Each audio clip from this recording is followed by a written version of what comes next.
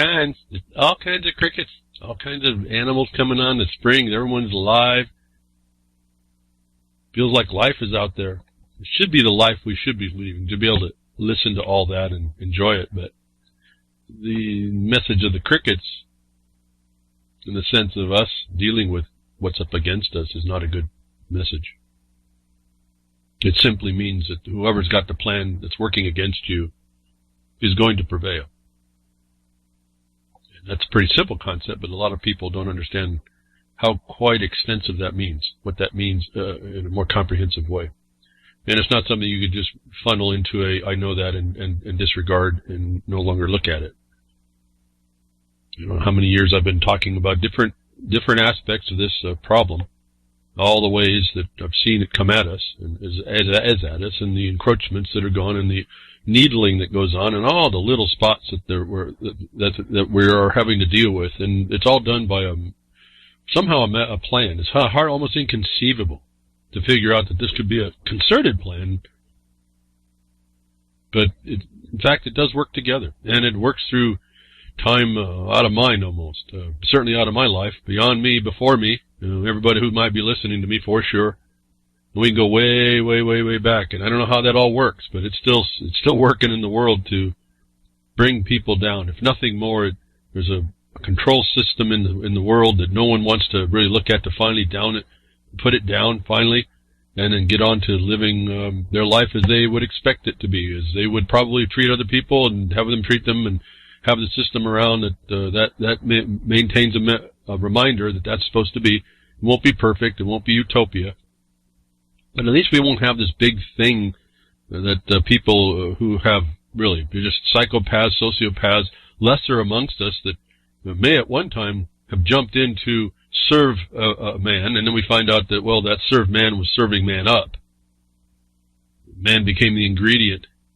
And this is where the problem of the crickets requires our attention to not be. As much as I like crickets, as much as I'm reminded when I run out in the field, I see them running all through the grass all over the place. I don't know if to feel cool about it or feel bad. I realize that that's an anomaly reflection. BTW RLM 265 for those of you on Pastcast, Prodcast, Recast, Blogcast, wherever you find us. Me, I guess. Those of us that I speak with through. BTW RLM 265 will get you, hopefully with maybe Behind the Woodshed or Real Liberty Media, it will get you the content links, which I really put together for you just to read where I'm coming from. I only give you literally the titles most of the time. I'll read a little bit today, but there's much more of the context to get out of the notice that we're given daily, that we use to pass around and tell people things, but at some point it becomes, you can't just look at this stuff. You really have to figure out that one thing that really sticks in you bad that you need to fix. And it doesn't matter what it is. I just say get involved. I wouldn't take what you thought in the past as an opinion to work from. I'm finding a lot of people don't have a correct orientation as to what they're up against. And notwithstanding my detractors of it all, and no one produces a better answer. So I just kind of go with what I do that works for me, and I let you in on that in a way. But one of my problems has been not being able to give you everything, how I'm even here, the history, my knowledge, my research, where I've been about researching this, the decisions I've made to know what has guided my path, what to throw down, what not to agree to, what not to accept in as an idea. There's maybe more of that going on in all this stuff. Information that you hear out, and the internet became this wonderful conundrum as well. What do you look at? And to me, it's more like, okay, what do you look at and analyze, and then have you focused yourself on something to at least one portion of your life is working towards something, not just taking in so much stuff and doing nothing with it. I see so much of that going on. It's a little disheartening. I don't know what more to say about that part. As I was talking last week, you really have to look at this not from what your opinion of what I'm saying is, but really settle down and look at what I'm saying and starting to apply it almost brand new again. And I say the best way to get there for you would be not to worry about what all I know and how I get what I get, but to just start on a process, a problem, and work that through. become more formalized on how you present yourself. Understand, it can be reduced down. You don't have to be the encyclopedia when you're confronting a problem. In war, no one's reading dictionaries, I'll tell you that. You're doing what's in you to do. And a lot of times your intuition, your gut, literally, is enough to put you in the right spot. And then there's well, I don't even know what to say. It's just this inspiration that comes to you. And way outside of anything that I've ever found, it just comes to you, and it gives you, if you start listening to it, it gives you a better direction. That I can't even talk to. So I say, you won't even know what I'm saying until you get involved with your own thing. You'll start seeing all the things I've been saying for you. You'll have to, but you have to do that work. And it can't be a dismissive angle. You can't just say, oh, I know about that and that's good enough. All the world's problems are too much, but there's something just even so small, and it may not even be on the things I talk about, but there's something in the world that you can show an example to make better. And I think that's part of what we're here on. Otherwise, I don't know what part of the problem is, because we're not really nice to ourselves. In fact, I think that's part of the internet coming together the way it is. You don't even have to meet anybody, and you can just type your keyboard away and just be insultive as you want, or as nice as you need, and whatever. And all that communication is just going through these characters on the screen. That's not really healthy either. And so that's a little bit of a problem, because we can't really, for as wondrous it is, I can talk to you all globally, literally globally. It's fascinating. Every time I say that, it just blows me away. Wherever you is, I am. And there we are. And so, but we're never going to really meet. And all I can do is pretend I understand who you are through these things that we understand with these electronic devices. And this AI will never even, you can say it might go somewhere, but it's not. It's not going to be that connection anywhere. And how many of you are that I know that we've communicated over years and we've never met? And even some colleagues that I do in the mining law, and the mining and the laws, and working to counter the government, the people inside of government's attack. How many have I worked with extensively that I've never met? Maybe one time once somewhere, just to know that they're real. It's pretty weird. So, but also knowing that limited contact, or that non-actual contact, is still sufficient to move and convey ideas. And that's what I try to do here behind the woodshed, bringing these ideas on how to approach the things that are against us. We see it's the war of the world, and we're part of it, and so we can either sit back and agree to it by doing nothing, or we can look at, the only thing I can do is figure out, it's only come to me to understand, I can only do what's around me, where I am. I can suggest something out there that someone might be closer to that they can do for themselves, and that's partly what I do here. But I can only do where I am at, about where I am, and about me and around me, and things that I can apply my talents to, my skills, whatever that is, my insights. And so that's what I ask everyone to do. That's all I can do. And I guess the problem here is the power of persuading yourself that because you see a thing, it means that or dismiss a thing because you see it, that's going to be good enough. And I just don't see that being good enough. And I don't have anybody that's discussed how that can be. In a world where you have a bunch of people that are taking you out anywhere, they're all apparently greedy for whatever, even whether it's an agenda, a promotion, a thing. We're just not wired quite correct. And that poses a potential problem. Another thing I notice is lots of people will sit in all their knowledge, not realizing that time out of man has already determined a lot of the things that they think are brand new, utopian ideas. And there's a basis for it. And that's the thing that I find is much more fascinating to understand, is the basis for all these so-called new age ideas, these new ideas that seem to come up and everyone gives it a title and starts to attach certain things. And in fact, if you were to read enough about what's gone on in the interactions of man, however far back you have to go, you'll find that people have interacted with these problems before, and maybe your utopian ideas aren't so grandiose, and they're not going to do anything because you're not implementing them. And that's another problem I see. That's why I say you just can't even acknowledge that something's there and then turn your back on it. You have to somewhere settle down and say, okay, this is one thing I'm going to focus some attention on. It's a wrong I need to make right. As far as all of you all that are doing that, looking at specific things, and I've communicated with you my best that I can. And then at some point, some of you will interact further because you're actually getting out on the road and starting to travel down your path. You start to find out how immense the the power is that you have when you start seeing it's out there, and how little defenses a government which appears to be all awesome, all powerful, is really not. The people in the government really don't have that. And what you're up against is a bunch of scammers and schemers. And ultimately that boils down to a few organizations. And I talked to you about how that all works. You can go, international, national, down to local counties, down to cities, down to even people around your neighborhood. There's influencers, and then there's those people that just want to be left alone that are not, that end up really have the insight but won't step forward. And that's been, I think, our problem as Americans, and I think generally around the world, but Americans would rather just let other people live their life. And the way it's been designed is that when you do that, there's going to be more people getting in your face. Until you have to be the one that just says, get out of my face, and then you look like the brute. And I'm saying that's starting from an external invasion with a number of tools that you may not even understand. And I see so many people wanting to talk about it but don't understand the foundation of how this all seems to work from underneath it.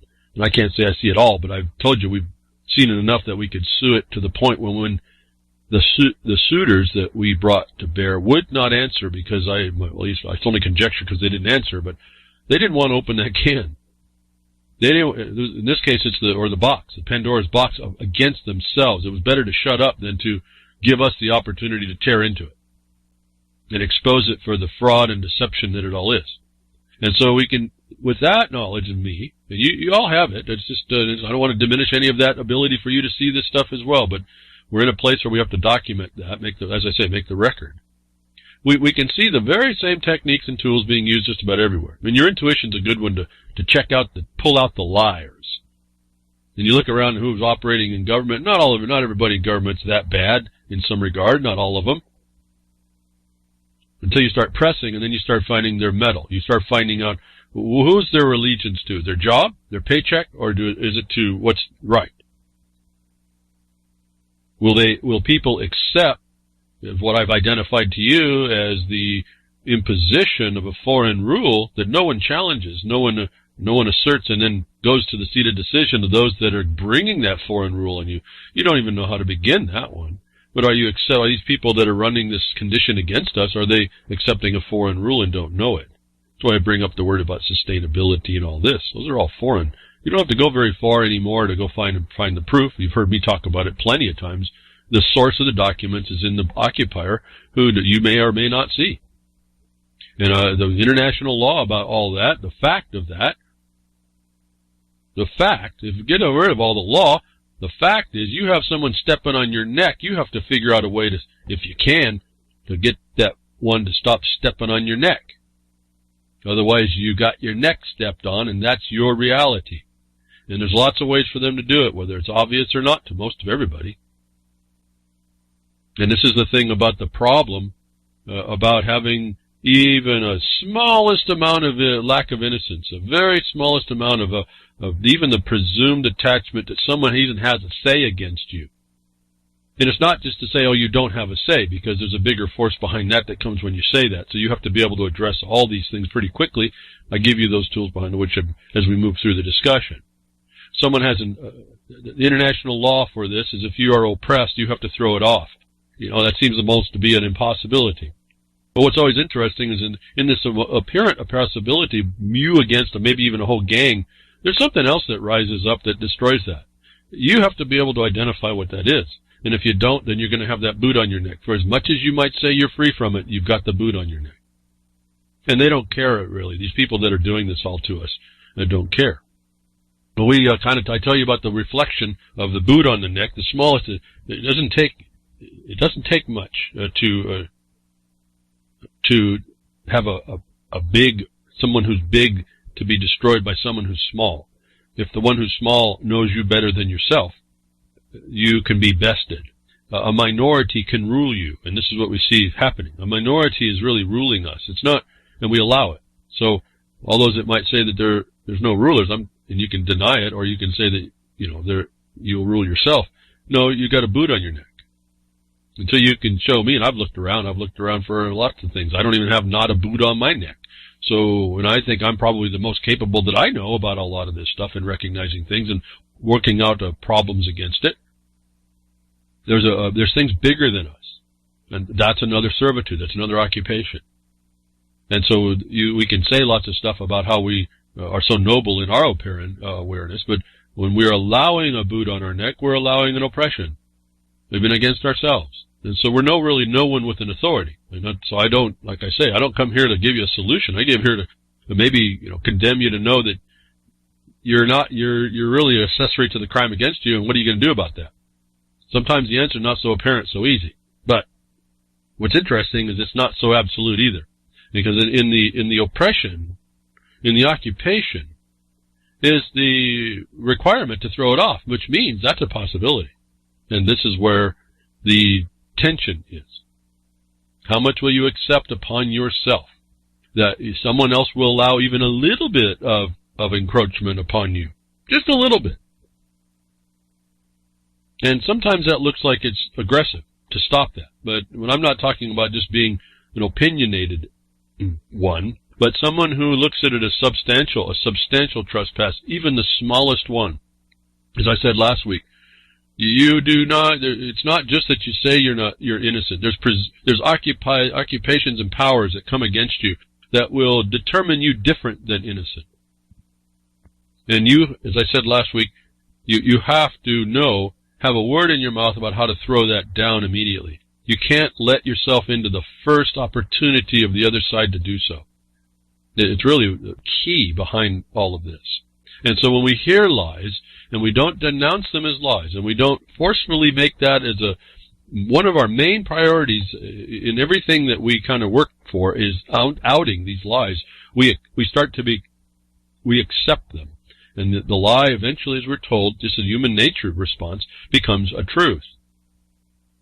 And this is really what the method works on. It makes an alternative to your normal way of life acceptable. It's the normal deviance we've talked about that the psychologists will tell us, I've reported on over and over.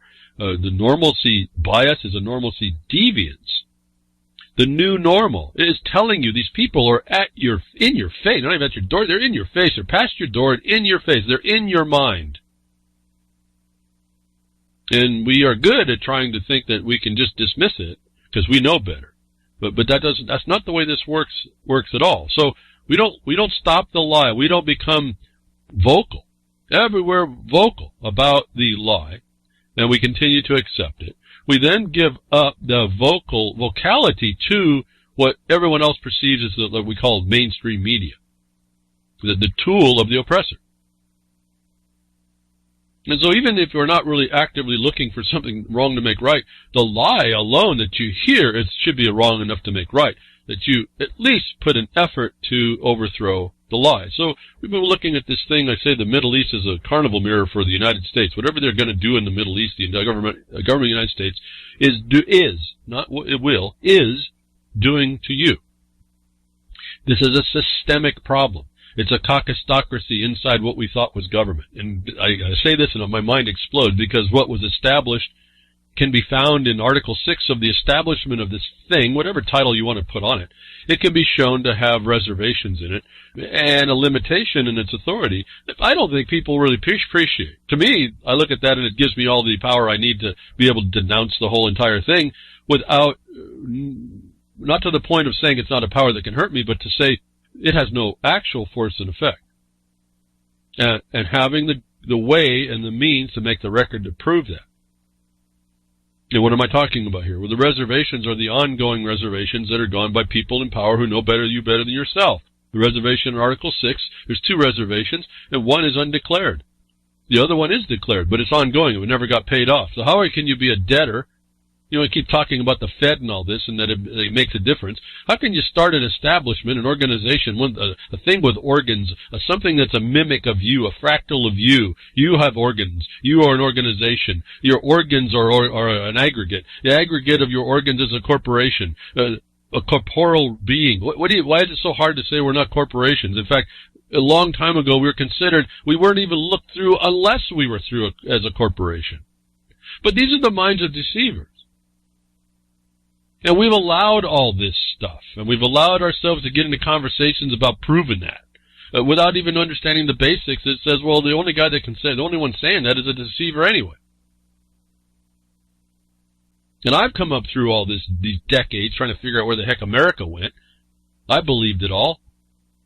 I still want to believe some. I want to believe, folks, but there's just too many things that showed up that are better reality.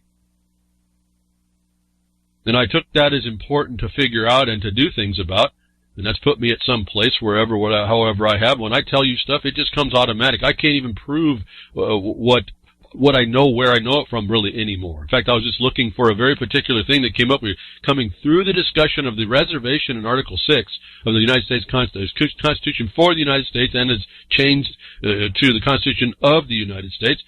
And you see this reservation in Article 6, that has to do with a very particular set of statuses. And if you don't understand those statuses, you won't have a clue what this thing is about. You absolutely do not understand it.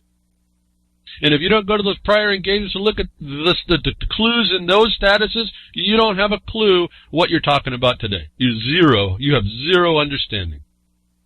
And when you do see it, I told you before, looking through another problem, someone's talking about this subject matter. I don't want to say it right now because I don't know. I haven't talked with my friend who's really kind of onto this to decide to discuss how much he wants to do, or disclose on his broadcast. But people he's finding talking about his subject matter, they do not know what the subject matter is they're actually talking about and finding in these documents, and it limits their ability to comprehend the totality of, if it's the totality, I see the larger context of how going on. And if you don't see that, you will have no way to understand how to address it today. And the organizational knowledge that I have from a study, I just tell you about, I can't find the information anymore. I went to go find. It's not on the internet that I can find it. I see references to uses and utilities of this status.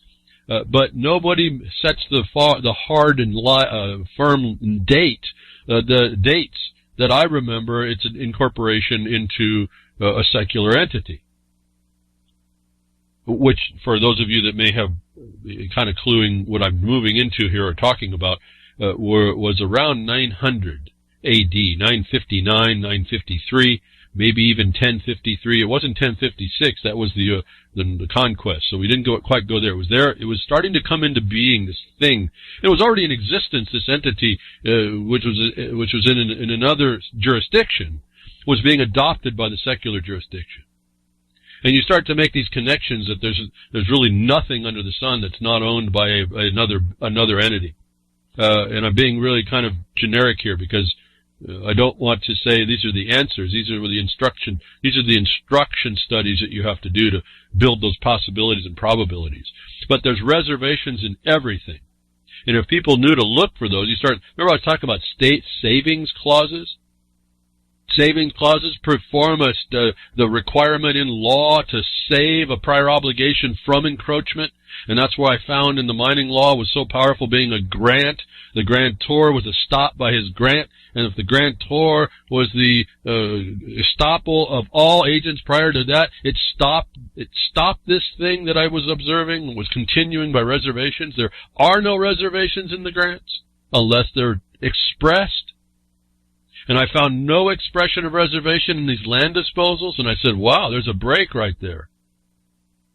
There's a break in what was reserved as a power, a silent power in this world that you can use. And then I started looking for other grants, other absolutely open grants. And so when I look at the world, I look at it through these different statuses and these capacities.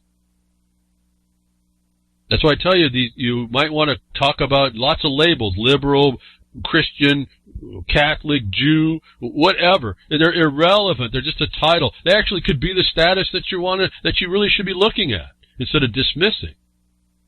There's a whole giant, most wonderful study to finally see the truth roll out about how you're being done in this status that's right in the reservation of the established in the United States. Which is what I talked to you about. I said there's a limitation. You better understand what that is. And all these people in government come through that limitation.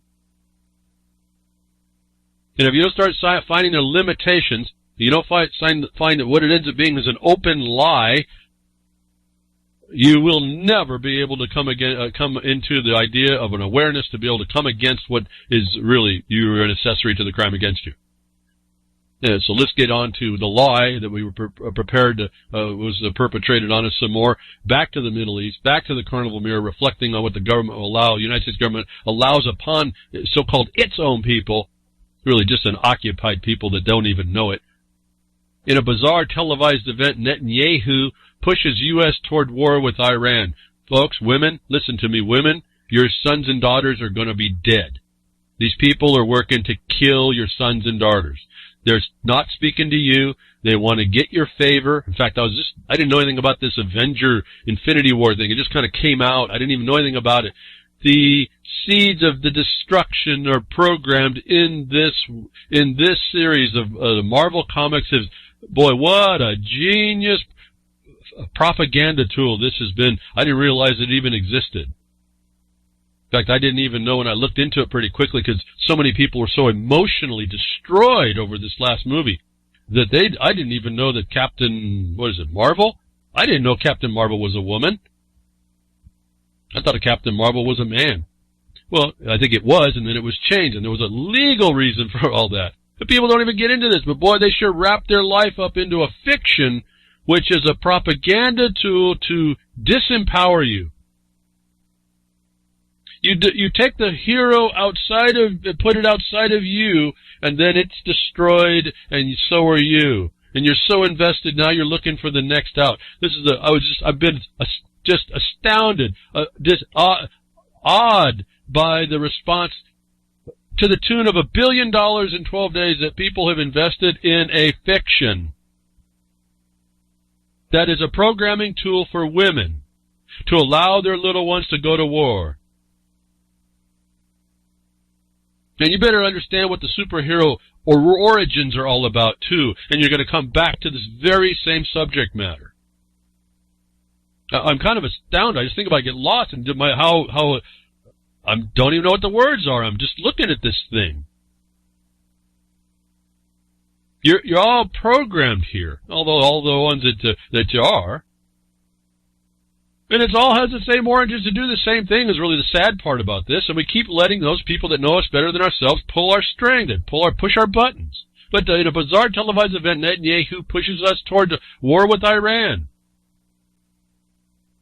We need some superheroes, folks. Oh, we're going to be destroyed. Anyway, bizarre performance of conjured memories of former National Security Advisor Colin Powell's infamous weapons of mass destruction speech in 2002. Israeli Prime Minister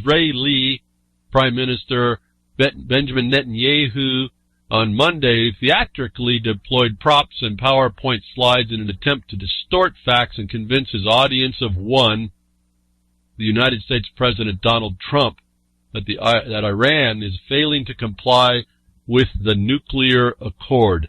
I just want to that's all I want to say about this. This is a setup for war. Anybody who looks into this knows about it. We actually have admission from Trump. As I said last night I think it was a tweet responding to that agreement, that his disagreement with that agreement is only because he's actually supporting the Greater Israel program. That this Netanyahu brings up false information, lies, old information, not even authenticated information, to present to the world that the propaganda tools will set up to get people up to a fever pitch to allow war. And then I was it's not really shocked, but I was shocked to watch these Avenger movie come out like it did.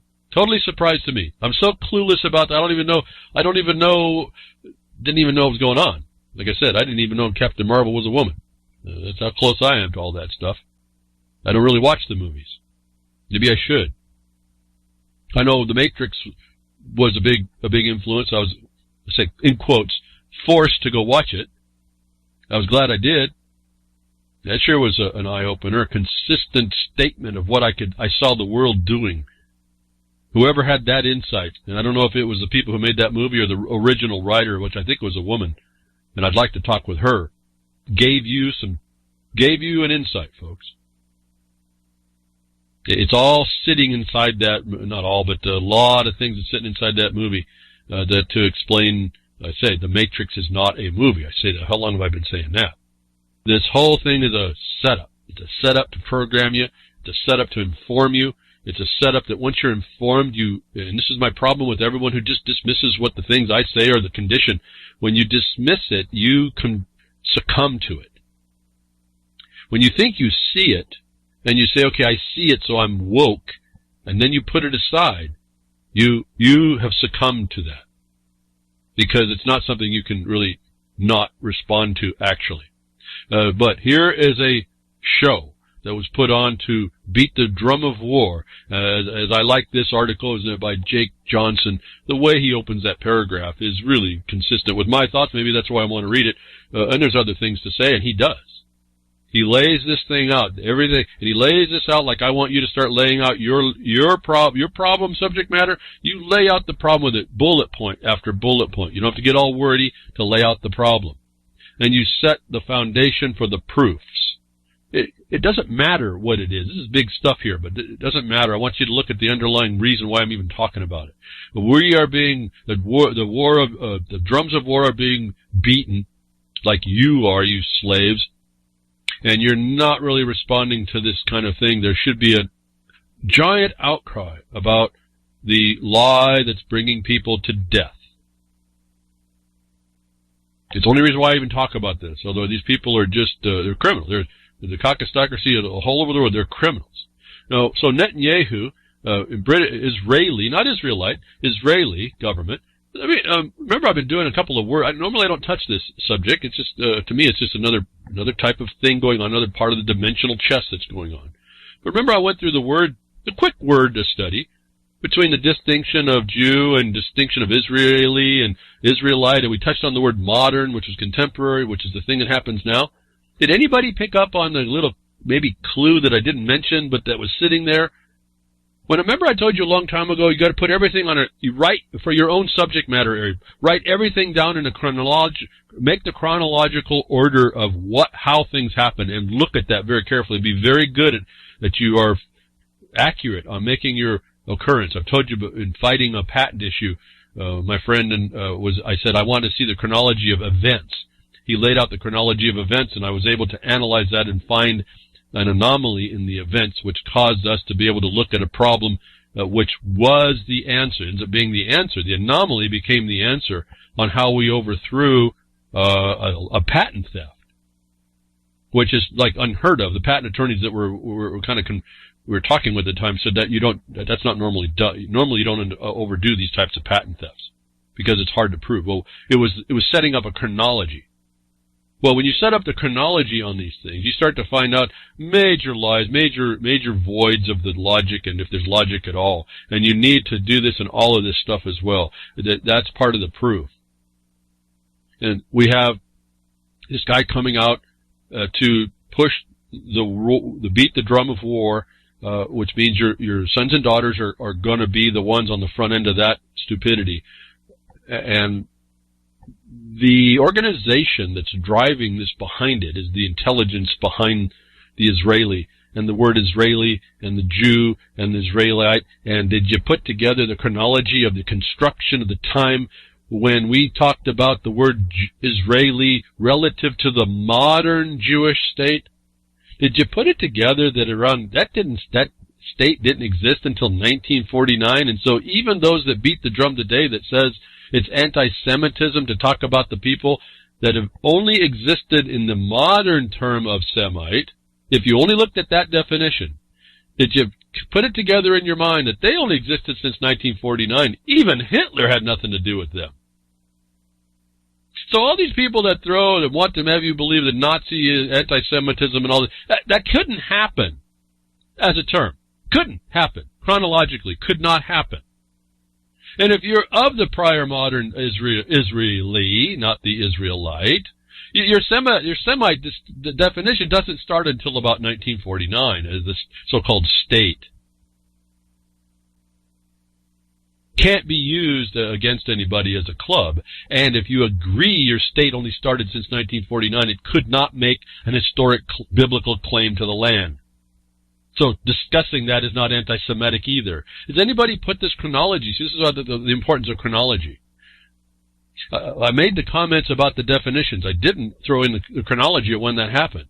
So when you're talking about anti-Semitism relative to the oneness definition of the people that are existing in the state of Israel, you're only speaking since 1949. Everything that happened before it isn't existent there. So if you're not making the claim as the Israelite, well, then the World War II doesn't apply either, because you're a different class of people.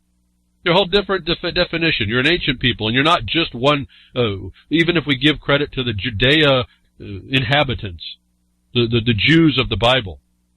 You're in league with a whole other group of people. And so here's the chronology importance, that this is Israeli, Netanyahu, is trying to feed into. And nothing but lies comes from this. Nothing but lies comes out of it. So what drives this? And I had to look at why is this going on? Not that I'm going to be doing much behind the woodshed to really analyze it without talking with the people that are doing it. And I understand that the people that in fact, it says it in one of these links I have. There's nobody over in Israel that's Hebrew speaking, that, because that was all it was based on, was a Hebrew language use, that understands different than what this organizational structure does. When you understand, which I don't, the Hebrew, which I don't, but the one who did, explains, the use of the words that are being used in Hebrew are explaining something that the people there the people in this Israeli condition, this 1949 Semite, I guess that would be how you identify it. Are you a pre-1949 Semite or a post-1949 Semite? Because if you're a pre-1949 Semite, you may be the Israelite. If you're post, you're just an Israeli, and you don't have the rights to say that I'm attacking. If I talk against this stuff prior to you don't have the right to attack me. And so chronology becomes important, and we get the definition, and we see it doesn't happen, and we wonder, well, what's your motive here? Because I don't know, folks. I'll give you the credit that you're due, but if you're going to lie to me, I gotta stop it. I gotta stop it in the first instance. I go to stormfront.org. I find out now this is like a white supremacist group. To me, I don't know. I just type in a search engine word and up pops the information I'm looking for. Then I qualify it. Okay? You qualify it. Why do you qualify it? Well, because you don't know what's the truth or not. And I can only qualify it to my knowledge base. But it says by way of deception. I couldn't even get this website's link to go through Twitter. They say I was spamming or malicious content or whatever. Anyway, you get the link. I found it. You get the link. You can read up on this. Right from the lips of an Israeli Mossad agent, it says, and I proofed out a little bit, this is a guy existed. The motto of Israeli spy agency Mossad, which only means, the agency or something like, the institution, I think is what it means, is according to recently defected Mossad agent Victor Ostrovsky, quote, the motto means, by way of deception thou shalt do war. The motto describes more than the modus operandi of the world's most ruthless and feared organization of professional assassins and espionage agents. It really describes the modus vivendi of the entire race. Remember, the definition of race, Doubleday's 1974 dictionary, was the race of lawyers was the example. So race is only an identifiable group. It has nothing to do with skin color necessarily. It's not the end-all be-all. Your skin color is not necessarily the end-all be-all. And so you got to be careful on what you focus on. In other words, when I was younger and got in the sun a lot, in fact, I got so dark, my mother didn't recognize me. She thought I was the neighbor's kid. So race, color is kind of funky. It's not stable there, and it could be a thing you could use, but you got to be careful how fluid it goes. Well, this so-called race here, or the people that identify through the Mossad's organizational structure and its motto, by way of deception thou shalt do war, described exactly what Netanyahu is doing, describes exactly what the United States is buying into, describes exactly what Trump is buying into when he says, the nuclear agreement with Iran it's a bad deal. That's just a feigned cover for working with war criminals. If we can call them war criminals, because in my mind, they really don't have a state. They really don't have a nation underneath that status. They're just simply occupying group of people, criminals. And I'm open to being proved differently, but there's no proof yet to come. And even the United Nations who looked at this says they're occupiers, so that's not a good thing. So we have right out of the word of an agent of the Mossad that they work by way of deception. So I went and looked at it a little bit closer, looked around, and this is where I found someone who was speaking through the language itself. It was instructive. So the Mossad's motto has changed a couple times. So they're looking for them. They're trying to find a more subtle application now, because they apparently, and you'll find this in the reading, I'll give it to you in the links, they give you the idea that the Mossad's not happy with even the statements and mottos they make up, they adopt, which they refer to the Bible passages for, which I find fascinating either. But here's a statement. It says, kind of instructive to me about how this works, because I wouldn't know. I do know something. You need to know the culture and how the culture interprets things. You got to see it from their perspective, not yours, is what I tell you all the time. Don't look at what your opinion is of something. Go find out what the ones who you're in the environment you're going to be working with think about it. As a native Hebrew speaker, this poster says, you get the link later in the broadcaster, I am astounded by the answers, which had all kinds of answers why this motto would be this way, about the words that are being used, and whether or not it means deception or strategy. Every contemporary Israeli will understand the word as scheme or manipulation. The majority of Israelis never gave it a second thought and were never bothered by implication. The Mossad itself was, and that's why it's changed its motto. The current motto is, without deception, a nation falls.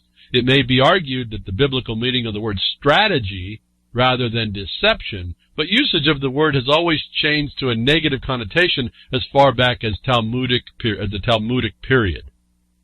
And so I'll take it at this on face value at this point. A Hebrew speaker will go through and tell me what the culture understands the word from a far ancient interpretation. To say that this guy, Netanyahu, uses deception as the first line of attack. And when you go look at his product, another, you know by their deeds, you know them by their deeds, in fact, it works itself out. That I am here to tell you today, folks, you better start making a loud noise about the lie and the acceptance of this lie, and the government of the United States accepting into the lie, like you've been watching it pour out now. It's not even a question. You don't have to feel bashful about pointing out the lies. In fact, it's a technique. I think I've been using it on the Twitter. I tell you, I don't ask questions. You'll see a question in my Twitter. It's not a question, but it's a question. Anybody can answer it with a better answer, but it's not a question. It's a question to the extent that inside the question I'm laying out the truth. And if it's not the truth, we'll see how many people come later. You can use the same technique. If anybody comes to ask me, I say, I'll just ask a question. What's the answer? Because when we're in these times that you can be as innocent as you want to be, you can be fingered for the criminal. You are the presumed enemy here to these people. Remember the carnival mirror and the reflection back to the United States. You have to have a way to continue the word in your mouth. You have to work in that battlefield.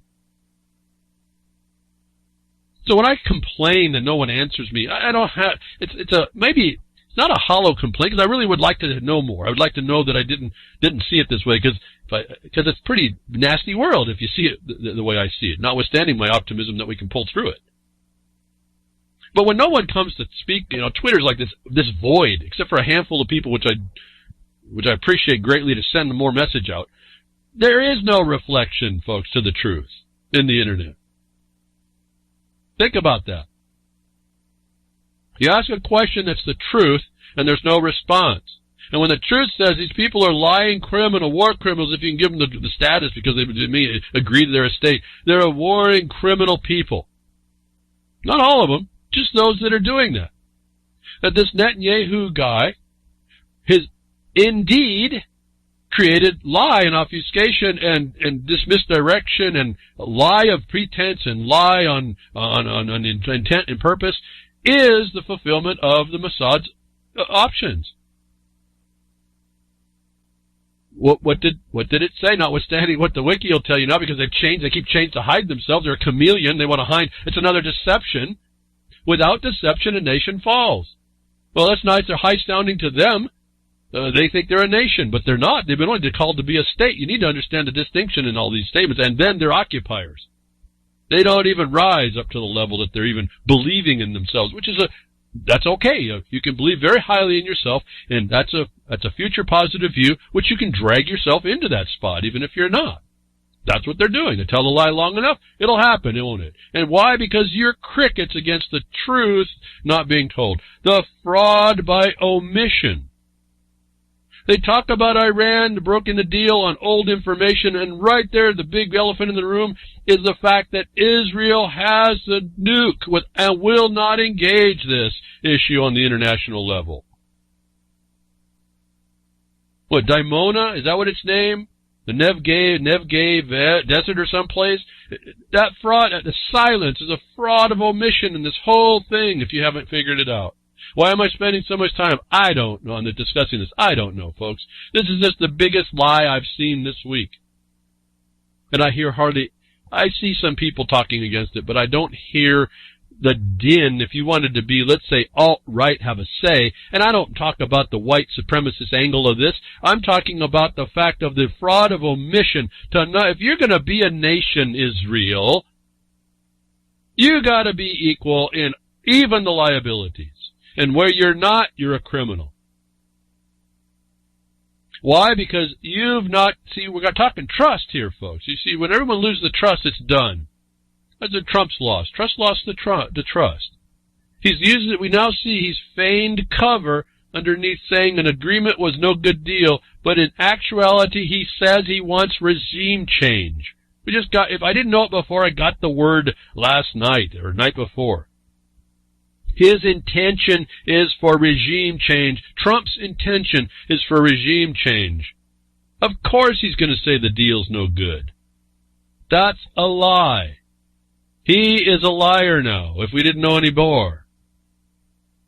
And so the little parts that may have come out that were okay are overwhelmed by the lie that's going to bring death and destruction upon not only your sons and daughters, but the families and the lives and culture of other peoples.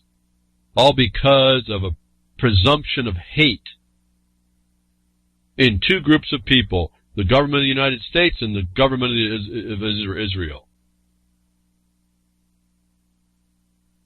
I don't know how we can be silent on that. I'm just telling you my point here because I don't know what else to do. I tell what I can. I get 5 people do retweets, and that's the end of the discussion for me. In fact, to go out around where we got all the broadcasts, on Minds.com, since they've changed their token thing, I think maybe a lot of the listeners was a lie too.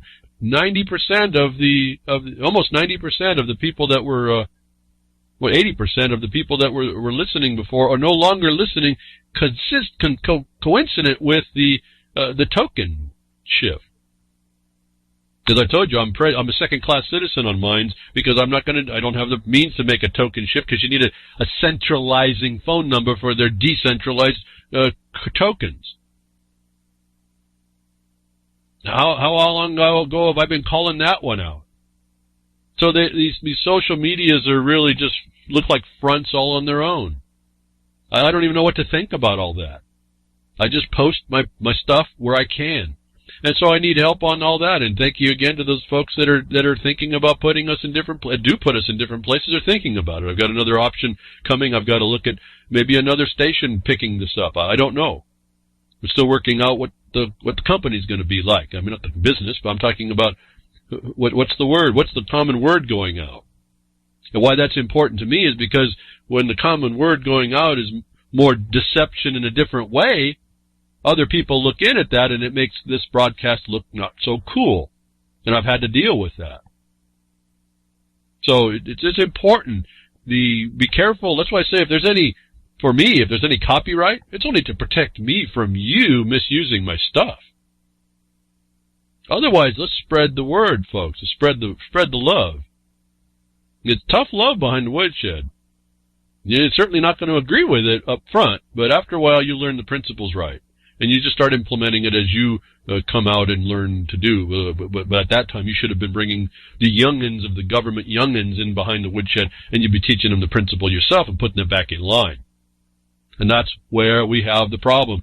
We were told right up front it was free. You're free to the extent that you're vigilant against oppression, and we haven't been vigilant against oppression, and so it's up around our ears now. So we got a very serious problem. They tell us in the books, in the writings, in the documents, they're coming at us, Israel, all their agents, all their people are coming at us in deception. Last week I went a simple word study to show you they can't be who they are saying they are, but if they are who they say they are in one context, they don't deserve what they're claiming. Wow, I don't know how much simpler I can say it, folks. It's 3 lines of a fact. I just told you the chronology one today. How can you be the Semite of the modern Semite, whose only connection to that is you speak Hebrew, and claim the rights of a biblical right to land? Impossible. You've destroyed your argument right there, to me at least. I hope the rest of you see it. And how simple that was. Why is this even a discussion that we listen to this guy? Do his little theatrics and do his little bombs and lines, just like Colin Powell led y'all into believing in you. Oh, is it 911? Yeah, folks, it was 911. They said America changed because it was a plan before. The government did that. No one else. It doesn't matter how they did 911. They done it, folks. Let's move on to where they're dragging us now. This has been my gripe about all this stuff as well. But we're focusing on the wrong thing. I've been attempting, and apparently not many people are interested. Once you hear that there's an actual job you can do to actually do something, but then you find out that's actually going to take some reality work, boop, off you walk, apparently. For the most part, certainly not everybody who's listening to me today or has been for the years. Thank you very much. And some of you are turning it around and looking very analytic. I see how you think now. I think it's cool. I really think it's really neat. We're looking at things a whole lot differently than I was hearing back in the 90s. And it's not just a critique, a critical eye, just to be critical, a contrarian. It's really to working out the problems that we face. We have these deceivers in the world. And people are seeing it, they're making a comment. We need a bigger noise about it. We need that movement needs to be made beyond just a simple little proof. We need to press the proof and then not let anybody, they won't be able to destroy the fact of the truth. They can just show that they're going to be liars and deceivers on their own. It's pretty simple that way. The latest act in Israel's Iran nuclear disinformation campaign. Someone else sees it. Another article, we could talk about all this stuff. I could read it. I think you just need to read how this works. It's right there in front of us, but it's not something just to accept and say, knowingly nodding your head on I see it and that's enough. We have to build how they're taking us down, how they psychologically control us, how we don't respond in that because we think our awareness of it is sufficient to stop those that are willing to kill people. Psychopaths, the quality of which is beyond me, folks, way beyond. And so we hand over our whole work, our lives to the allowances of through the government of the United States and the budgeting, the appropriations, and the licensing given to commerce, through commerce and the corporations all coming together. It's not a far thought to jump when you hear Clint Richardson's Corporation Nation to understand the fingers, the incestuousness is here, folks. It's not that these companies are working all together at some point. And if you look and extend these interesting connections inside the corporate organizations, you'll see it goes even to you can see it right in the Constitution of the United States, Article 6. The reserved authority. Pulling you way on through back. The thread goes way back on through into history. And you're living that existence without a peep, without a tweet, without a cricket sound. We give over our authority to these people. We give over license and permit to do things to control us. It's all written what they're going to do. And then I hear this story coming out of the same deception, handing a deceiver a way to feed you. Tyson Foods backs Israeli. See, I want to make a big point about this. Israeli is not Israelite. And always look at that. That's your clue and your key to start to look at, hey, these people aren't who they say they are. They're either post-1949 Semites or they're pre-49 Semites. And if they use Israeli, they're post and they have no rights. Well, they have the obligation to prove themselves, I guess, into my mind. And I'm wanting them to do so. I'm not going to take anything from anybody. But they're not going to now tell me, as I see this for myself, if you're hearing me come out to tell you how I think a bit, I'm not going to allow this whole thing, even the charade of, I told you, the lie in the first instance is over. You can't even open your mouth to me now. You're going to bring your proof first. Not what you claim to be proof, as we see they'll do. No, the real proof. The stuff I can independently substantiate. Tyson Foods has been working now with Israeli lab to start to grow meat in a lab. And they believe they can make this palatable and profitable to you. And all they're going to put in is the chemical formulations that make so-called meat, the protein, and the fat. You need to understand that's not meat. Now, it'll be defined as meat, but it's not meat. But why would you give it this power? Why would a corporation work with this deceiver to feed you underneath a program that says that people eating meat will be destroyed because we need to make you vegetarians? And there's a whole reason behind all of that. And that's not an opinion. That's been written down. Back to the same people, the same thing, the same global structure. Always back to that. Always back to this condition.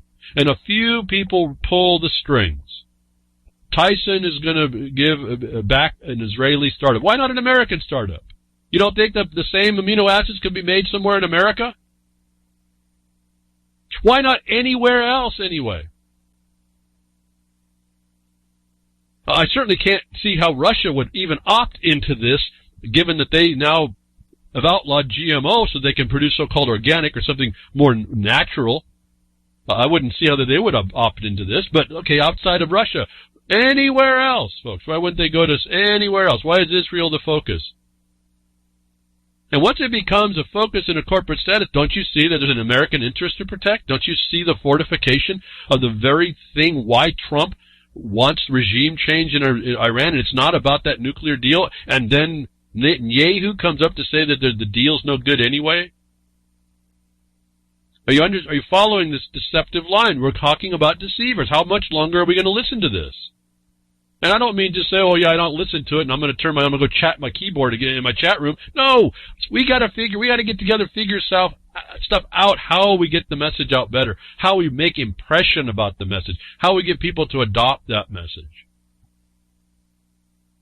So your food, your meat, so-called, is coming to a store near you in a few years at about $5 a kilo, or maybe $10 a kilo, and it'll look good, and it might even taste like steak. But remember, Matrix not a movie. I want to go back in because the steak tastes so good. Now you're watching it being made. All right? They're going to get rid of the need of having actual cattle because they don't want you to be eating those things. The animals have more rights than you. They want you into centralized food. They want you to give you the blue apron box. They want you on the government cheese. And here it comes, folks. And they handed it to a deceiver. You got to consider this. How much favor have these people called Israeli post 49 Semites? How much favor do they have that they are gaining the advantage in all important sectors of your life? Can't be a clue that you disregard. And you can't just take that and say that awareness is enough to stop the problem against you or those in your future. And these deceivers they don't care about making war on you. In fact, what they're doing is the tools of war. If you go into the laws of war, you notice they're not supposed to really interfere with the civilian population. These stories you hear that do this are interfering with the basics of the civilian population.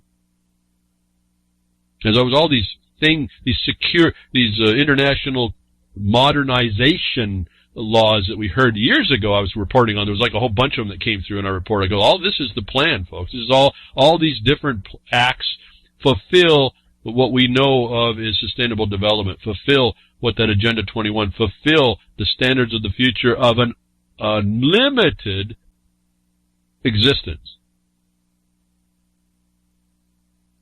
where they will tell you what the standard is, that your human rights are subject to the state. When you go look at the Declaration of Human Rights, go down about 2/3 to 75% down, and you'll read that your rights are subject to the state.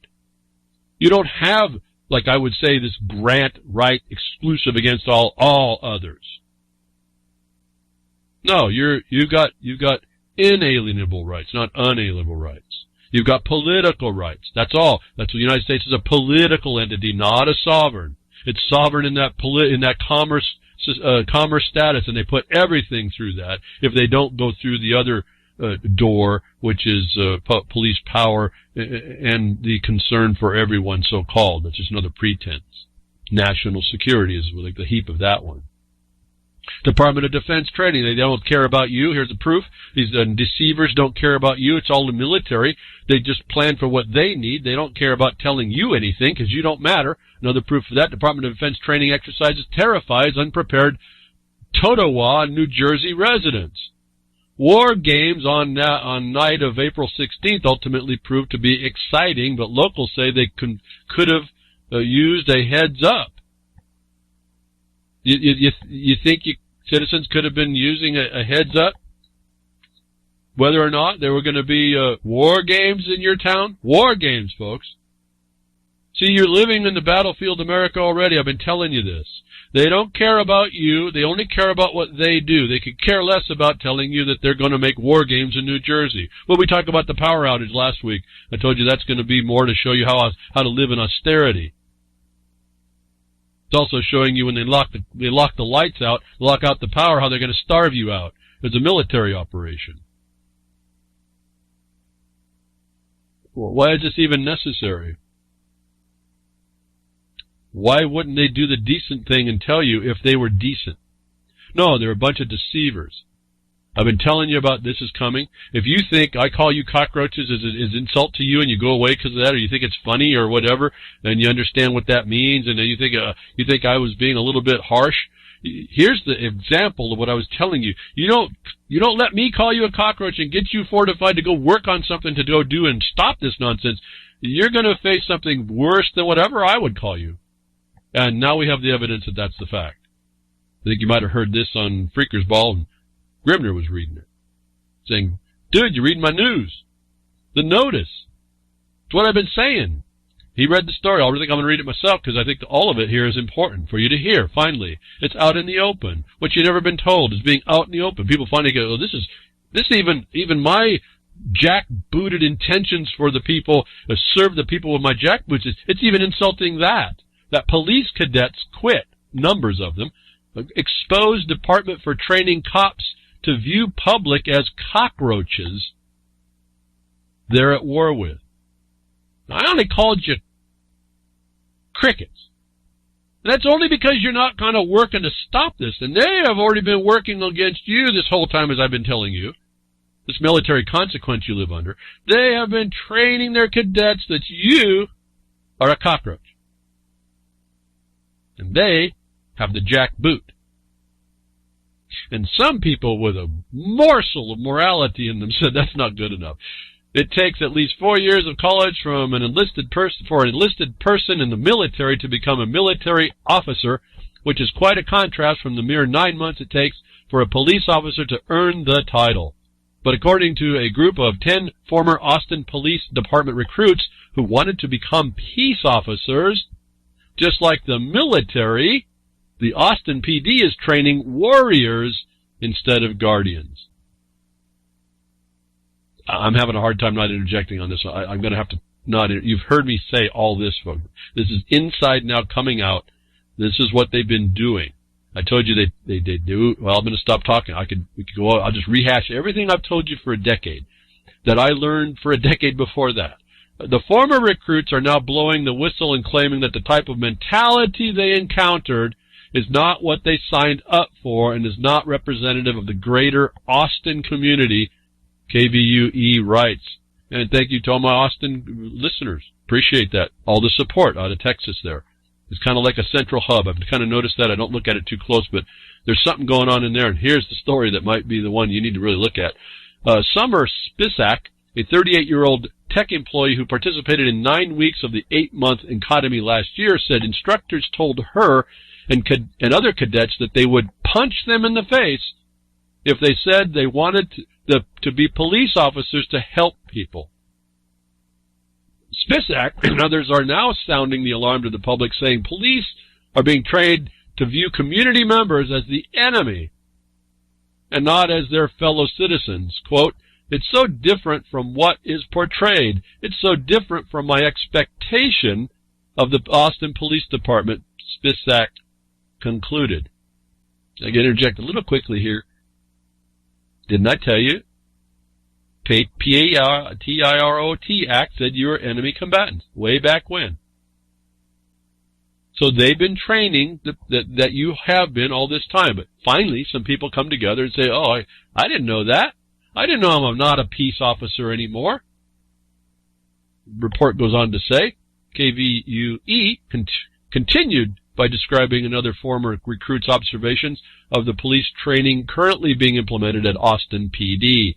Jonathan Murray, who now works in sales for Dell, said another surveillance company, works for sales for Dell, said the instructors repeatedly degraded the homeless and prostitutes, referring to them as cockroaches and suggesting they find a transient if they were bored and wanted a felony arrest. Viewing sex workers as insects and homeless are potential targets for prosecution differs vastly from the generalized public perception of officers as those who are sworn to protect and serve. Members of the community. Well, that little phrase right there is really loaded too, right? I've told you all about what protect and serve is and who the members of the community actually are. That all comes through looking at the documents and understanding the Lieber Code and understanding what happened in Lincoln's time. We don't have to go as far back as established in the United States. I'm reading on. According to the former recruit, officers of the peace should have a guardian mentality and opposed to the warrior mindset the recruits and graduates are being taught to possess. Both Spisak and Murray joined 8 others who voiced their concerns in a letter in two different news agencies. Their objections were met predictably with a denial by the Austin Chief of Police, Brian Manley, who claims his cadets are trained to be both guardians and warriors. Well, what does that mean? I can't help but interject a bit here. What does the conjunctive and mean their officers are when they're guardians and warriors? Who are they warring with to be guardian of what? Is the community they belong to that they serve you up into as they protect themselves? That's all out of the Lieber Code if you understand what I just said. I'm just restating it. And remember, we've gone one step beyond that. The United States in the murder memo said we're not even following the Lieber Code. We went executive expedience extrajudicial. That told me, and I tell you again, that means you have no established government in a tripartite system, folks. It's that simple. So be cricket. Continue to be a cricket. You think I was insulting you, telling you you're a cricket? They're calling you the cockroach. Do you think it's going to be you think that's only to the sex worker or a transient homeless? So you're not even supposed to be touching the homeless. The homeless are technically in law outside their community, aren't they? They're not supposed to reach out into the homelessness, lack of a business personage, and grab you. If we truly knew how this really worked and insisted that that's the way that works, we'd see a whole different thing go on, but we're not. We're allowing them to come in as guardian warriors. There's not a split here. He admits to you they are guarding and warring. Didn't say peace, did he? Part of the motivation, it seems, to train the police to be warriors comes from the false perception that they are waging a war raging against law enforcement.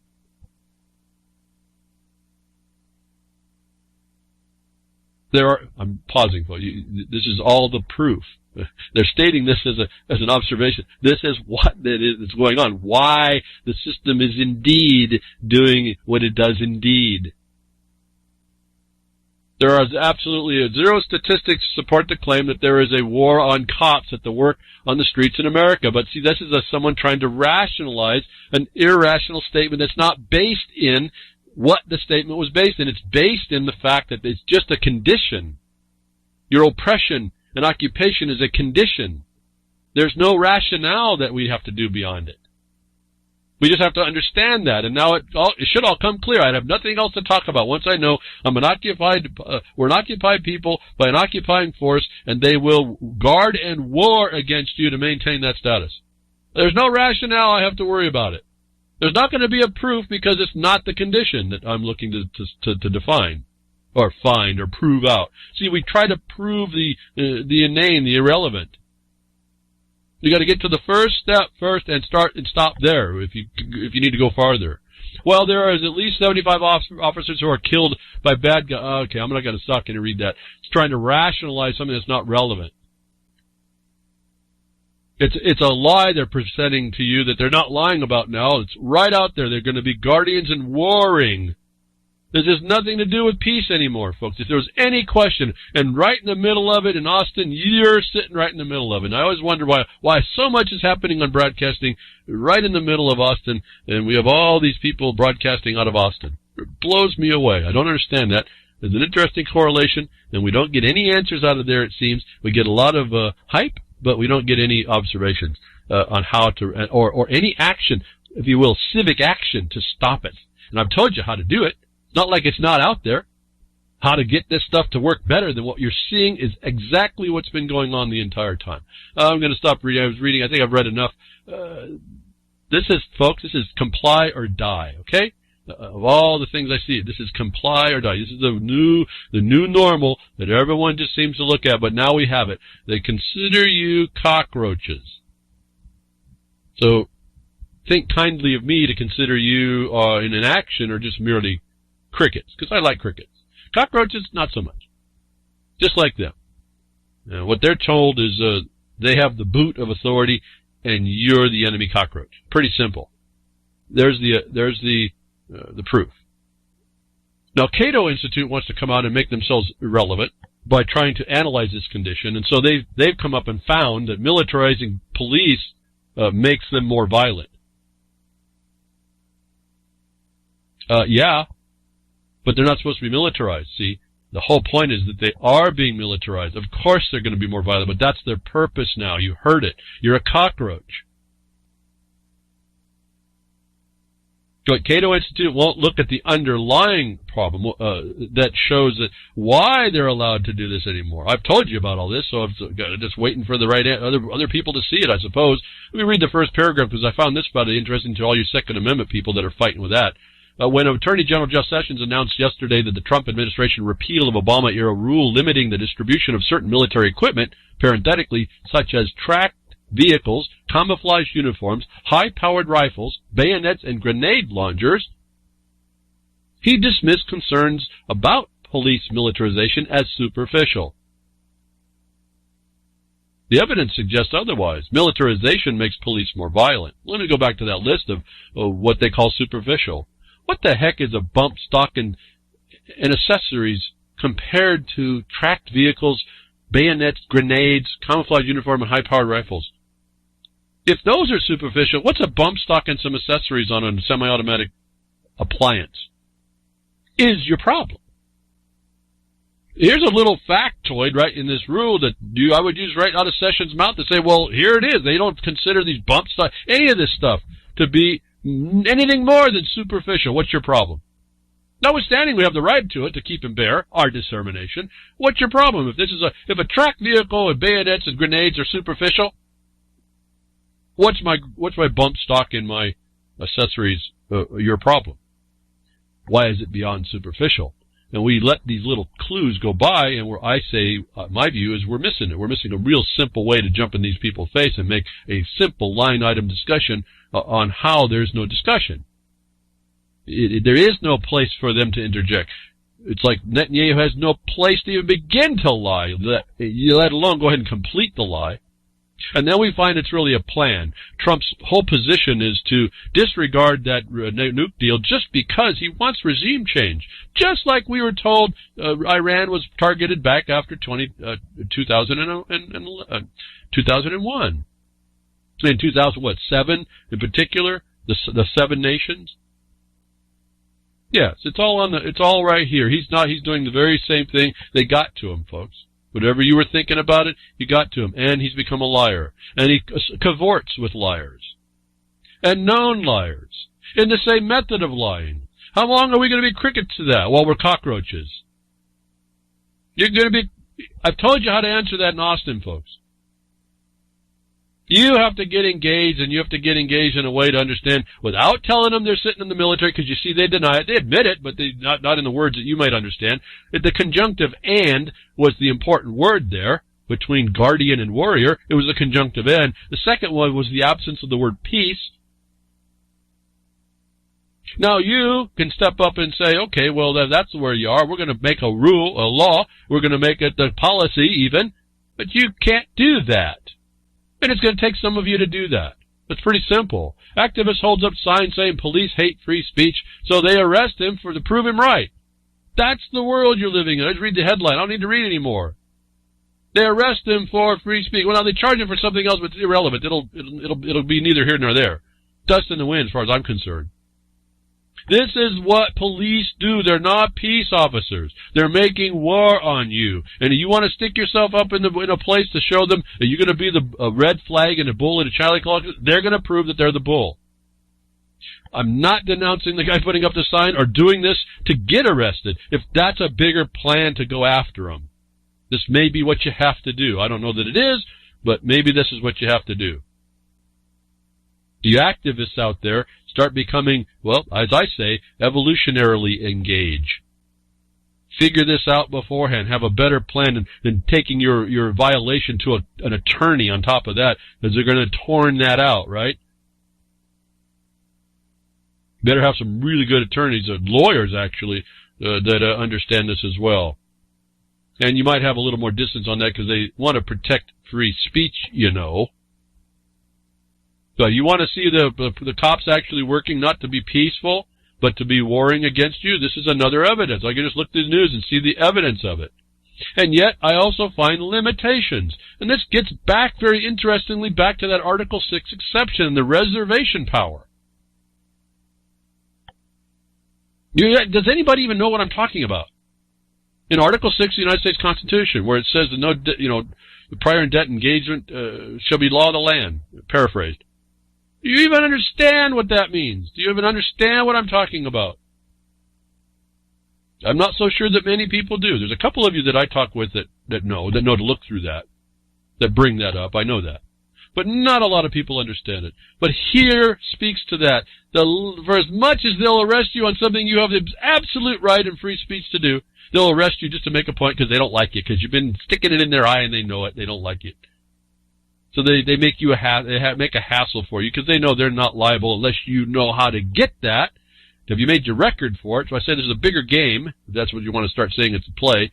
It's a game of war, but you are going to be the victim if you play it wrong, not them necessarily. Well, never, because you shouldn't be using that kind of violence, right? But you find a limit right here, and it's interestingly connected to another thing that this article dismisses. Unless you know higher law, if you will, if I can say higher, more comprehensive law on a larger scale. And not how you're told, but how those that wield it use it. Looking, if they say, between the lines. Texas. The same place that they'll arrest you for saying I got free. For the same place that considers people cockroaches. Will not do that if you're an immigrant. Not because of what the people in the MAGA people say about it and why we need the wall, but because of its status. And you're going to find this replicated in your state statutes in a slightly different place. You're going to find it underneath your corporations law, but this instance is not because of corporation law. It's reflected like it is, but its actual power actually speaks in through the Article 6 thing. Roman Catholic parishes in Texas are providing church-issued identification cards to illegal immigrants who, because of their status, are not eligible for ID issued by the state. The title of this, Texas police accept ID cards issued by the Catholic Church to illegal immigrants. And so all of you patriots among you go, oh, those nasty immigrants. You don't understand international law. You don't understand international authorities. You have no clue what you're talking about. And when you start to do that, you'll find out that the so-called illegal immigrants are just really the tip of the iceberg of some other bigger problem and why it's even put up here and why you see these anomalies. And you'll focus your attention on something completely different.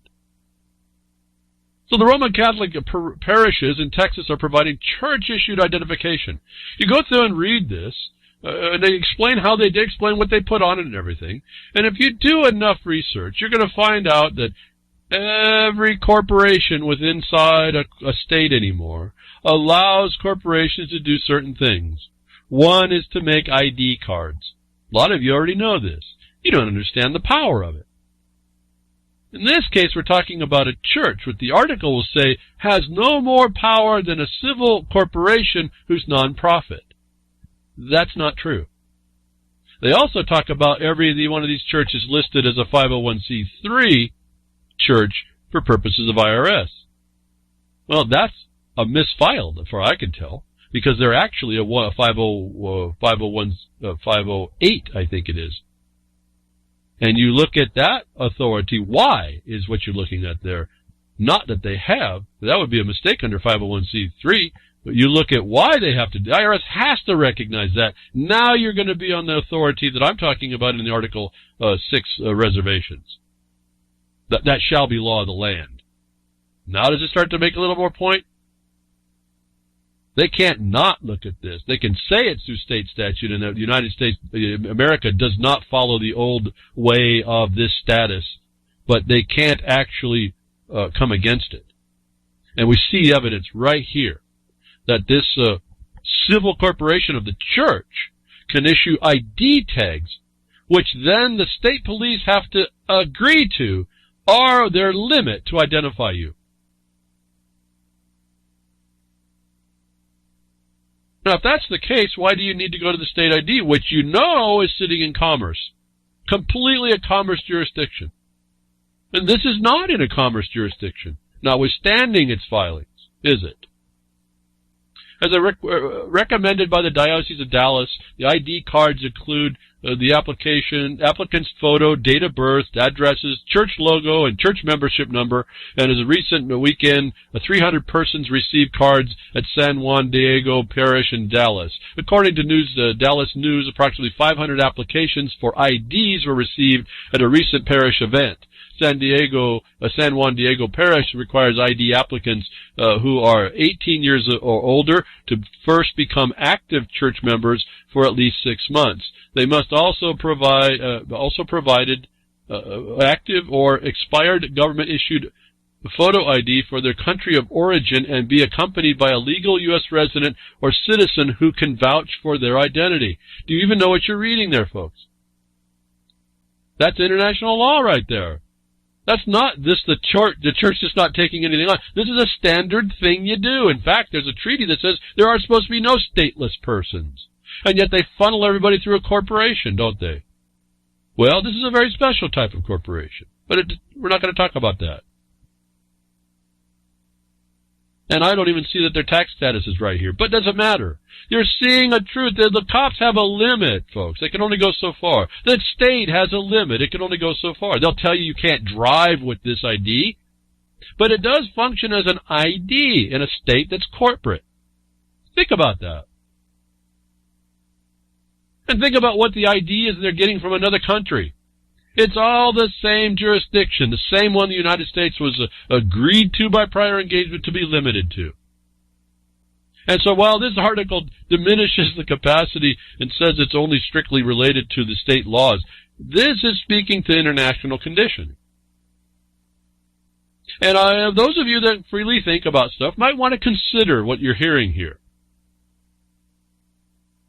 I'm not suggesting anything. I'm just saying, start to consider what you're witnessing in the news, letting us know. Why can't you do it? Why are you subject to certain things? Why are you having to do it that way? What is the connection over to this? What did they just do? What jurisdiction are they operating in? Why is it recognized for some purposes? Now, I would tell you could use this to show at least you don't get arrested. And they would say you have a driver. Well, that's a whole other thing. Isn't that how I've told you? Now you have to concern yourself with whether they've extended a commercial jurisdiction onto a non-commercial use, right? And I told you it's a granted use. There's your exclusiveness again. I've just broken that connection. Because where you can identify it as a grant, which should not be hard for you to do at all. I'm talking a little bit esoteric because there's no silver bullet for any one of you. You have to have a more complete understanding about how this works. But I'm giving you the answers right here as I'm looking through my mind as I'm talking. I'm saying, yeah, here's all you need to know, actually. How is this the case? What did stop the military? That's international law, too, and outside the Lieber Code. And I marvel at how was I even standing before Benedict's on Admiralty that one time when I started reading it. I don't know, folks. A spirit guided me to be standing there and started reading books. Happened to be that volume right off the bat. I find it kind of interesting it wasn't our Constitution. If I was looking at where did America go, why am I standing on a Book of Admiralty, looking at an Encyclopedia of Admiralty, and in there is the international law we're dealing with? May or may not be applicable in the capacity of Admiralty, but it's dealt with on an international level scale. 1907, Kansas, Colorado says that right there in the court case that the Supreme Court always recognizes international law. Why is this part right here that I just read you? Why is it referencing essentially what's required under international law for purposes of identity? They didn't reference the more than it was their policy, and they didn't reference that they got their authority through the charter. Notwithstanding that the article will tell you, these are diminished capacities. I really don't think so, folks. And so this is really a much bigger story, I think. To me, it's the writings on this wall here for you all in this regard. Looking at this story, we're looking at what's deception and what's omissions and how do you look through the transparent. On the one hand, you get arrested for putting up a sign. On the other hand, a church gives you a piece of paper and you hand it to it's another little bitty sign and they have to recognize it. Do you understand the distinctions going on here? Do you understand one has an authority and one is just is toyed with? Why? Because you don't live in that land you were told. And there's a way to address it over some time, because there's an education process that you have to undo that you've been now told very particularly to Austin that you are perceived to be a cockroach. Because you don't understand, if you don't want to give up your ID and all that, which you shouldn't have to speak with these people. You should have the right from the association, like the Constitution says, which is not working. They deem you to be a transient, don't they? You pull this stuff together, it's pretty quick to understand what you're up against, folks. It's really not that hard to see how they justify their existence in your face. And yet the tools are here for us to see if we were to understand a little bit more than what we found someone saying on the internet about what they thought is going on.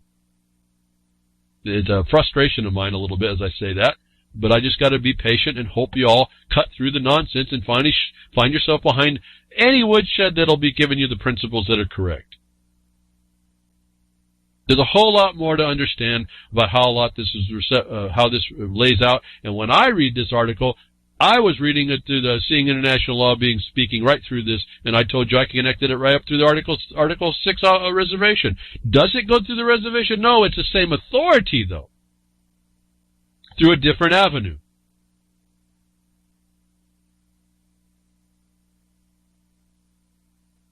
So for some of you that are there, maybe you might want to consider how this is working, that it's working.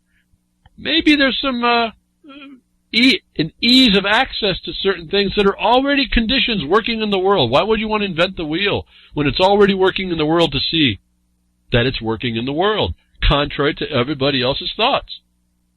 I've told you, acknowledge what you see. It's a power. Don't dismiss it. It's telling you something. It's informing us of something. Whether or not you'll engage it or be affected by it, that's really a different decision, and that comes over through the experience.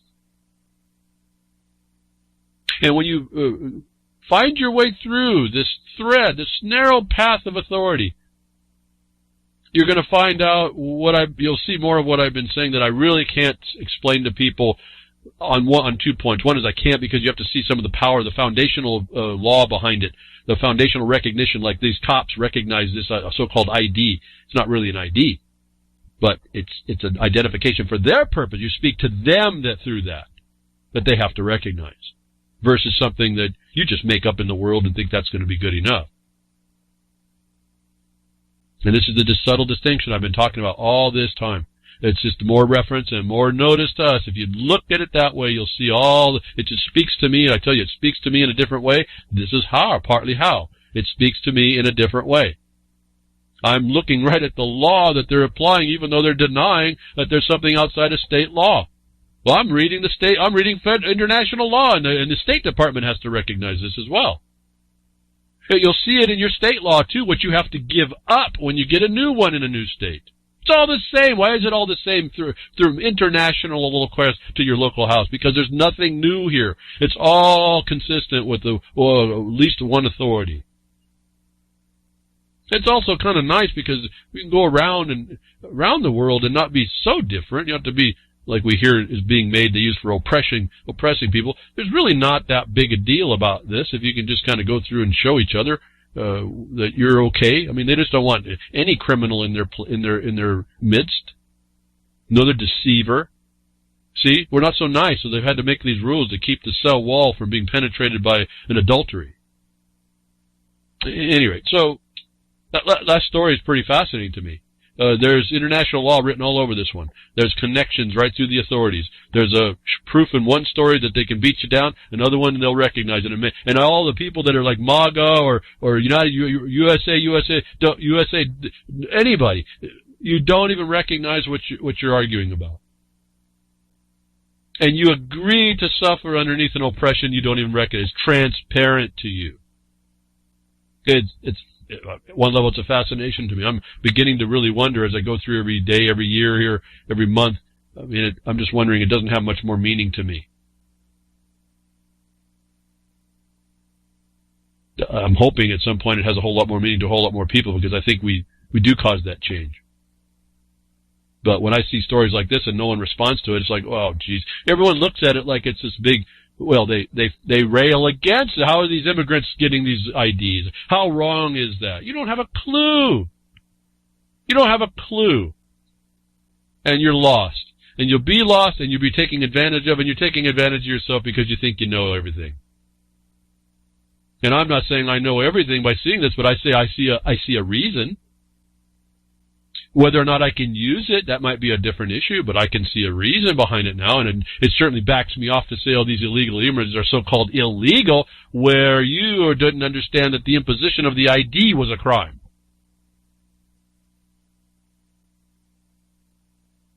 Are you following? I mean, am I speaking too fast again? I believe I may be speaking too fast. We've assumed a lack of innocence on ourselves that's not right. And you don't recognize it in other people. You don't recognize it through other jurisdictions. And when you're not thinking that way, you're not seeing anything. You don't understand a thing I'm talking about. You think you listen to me because I don't know why you listen to me, actually. Some of you hear some of the truth. Some of you can put it together now that you've been doing the research. So you hear how fascinating this thing might be. And you just buy into the fact that I'm excited about it, or I can speak about it so consistently.